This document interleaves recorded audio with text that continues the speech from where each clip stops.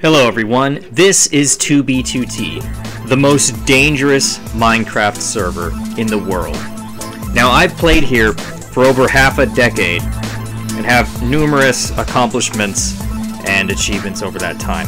I decided I wanted to do a series here where I start from scratch. Hello everyone, it's Deloaded here, and welcome to episode 3 of Surviving on 2B2T. So, I have traveled a ridiculous distance off camera. Like, really far. A lot farther than you might guess. And I finally made it to new chunks. Let me kill these mobs. Hold on.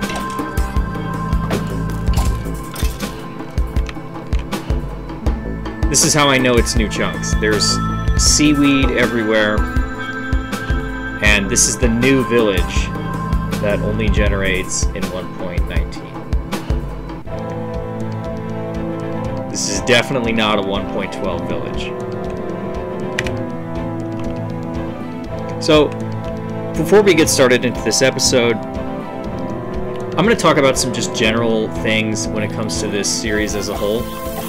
We did, in the last episode, I made a comment basically asking people, do you want this series to be more of an adventure on 2B2T, or do you want it to be more of, an adventure, or do you want it to be more of a how to survive, like a survival guide for 2B2T? And I think we can do a little bit of both. Let's say you've kind of followed the process that I have, and you've escaped spawn, you've gotten out on the highway, you've gotten like iron tools and stuff, and then you finally have found a place where you want to settle down. Well, how far do you need to go? So I made this chart that kind of explains it. Anything under 10k is spawn. It's completely destroyed, completely ruined. Don't expect to find anything useful under 10k. Anything under 100k is going to be old 1.12 chunks, and it's going to be heavily explored. Most of it is going to be damaged or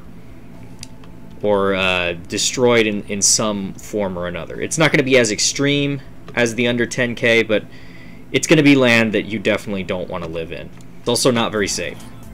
From 100k to roughly 300-ish k, the terrain seems to be about a 50-50 split between new chunks, new 1.19 chunks, and old 1.12 chunks.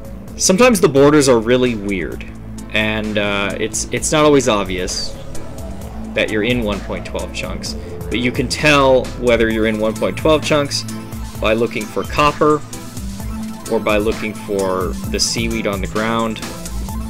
So for your long-term base, first of all, you need to do it in 1.19 chunks. Do not base in 1.12 chunks if you're a new player. It's not safe. Those chunks are vulnerable to the coordinate exploits. The 1.19 chunks are not vulnerable to the coordinate exploits, and it will be way harder for someone to track you or find your base in 1.19 chunks. So you need to keep traveling until you're 400,000 out, 500,000 out, something like that. Around that distance, you start to become pretty safe. Another factor that matters is how far are you off the axis? So what do I mean by that? Well, we all know that 2B2T has these highways. If your base is located at X 150,000, but your Z coordinate is only 10k, that base is extremely unsafe.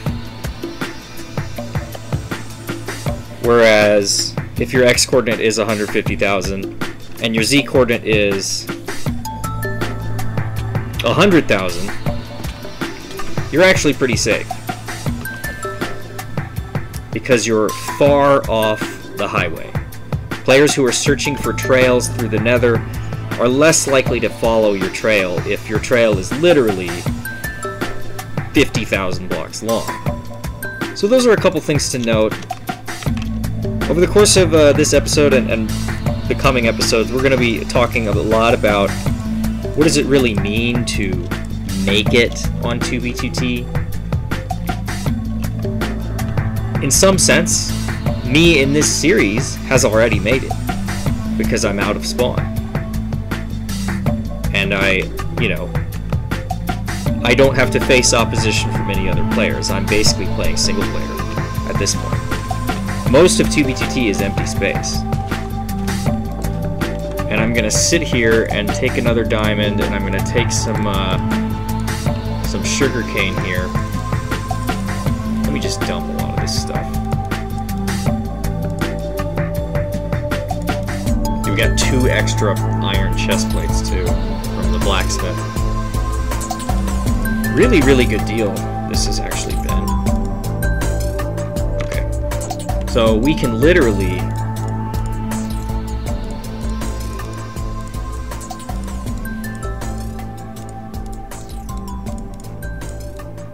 make our own enchanting table.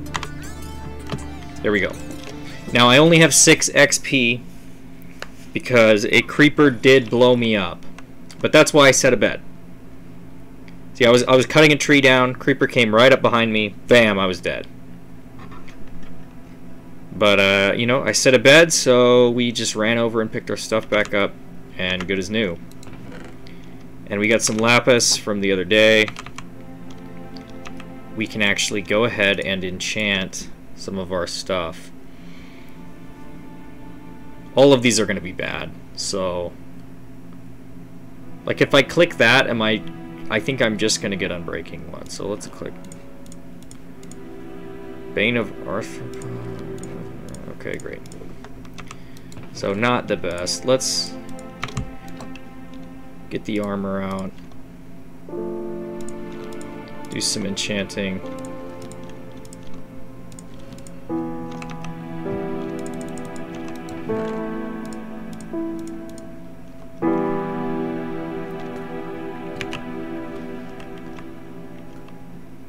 There we go. So we do have to watch it so that it doesn't drop us into lava or do something especially stupid. Or get stuck, which it may very well do. Alright, so we're back now, and it's time to do some crafting. This is going to be our first set of diamond armor. Oh, pff. Oops. Almost made coal armor for a second there. Whoops. Let's get a diamond axe too, just so we have it. Cutting down trees is very, very important. So here we are. We just got our first set of diamond armor on the server. And we're going to enchant it to the best of our abilities. The best of our abilities does not mean very much right now because we have literally no bookshelves. But we can... Oh man, the whole village is overrun. I wouldn't be surprised if just about every villager's dead at this point. Oh, it's so bad.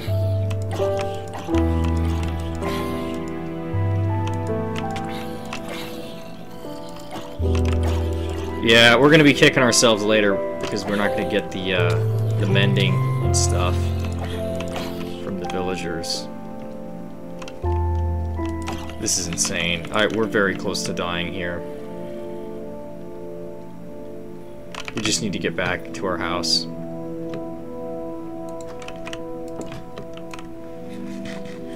Yeah, I thought I could really quickly plant some sugarcane, but it's too many mobs for that.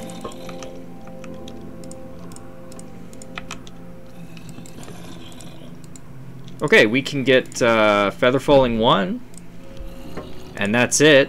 We can't get anything else. Respiration. might be useful, but I'd rather just get protection.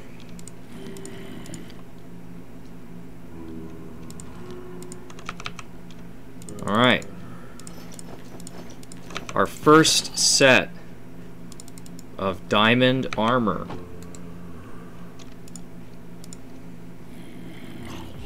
Let's just get efficiency on the axe.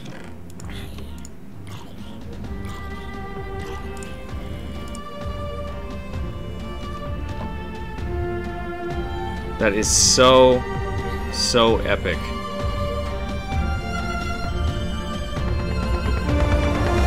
Well guys, here we are. I think it's time to go set up a mob grinder.